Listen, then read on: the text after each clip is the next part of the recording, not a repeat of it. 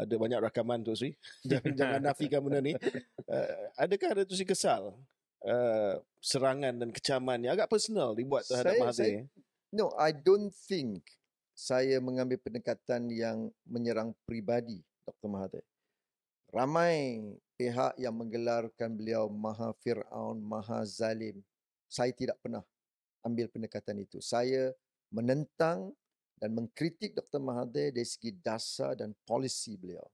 Sama ada soal keselamatan kerana penggunaan anggota polis dan keselamatan yang berlebihan untuk menekan pembangkang, menutup suara pengkritik kerajaan, beberapa dasar-dasar yang lain. Itu saya kritik secara terbuka.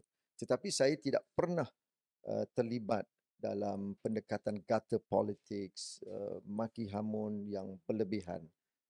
Jadi saya ingat itu konsisten. Saya mungkin tidak setuju dengan Dr. Mahathir, termasuk Anwar hari ini, tetapi saya tidak pernah menyentuh apa yang berlaku di dalam mahkamah, mengapa mahkamah membuat keputusan begitu, kerana bagi saya mahkamah telah membuat keputusan dan saya kira kita nak maju ke hadapan.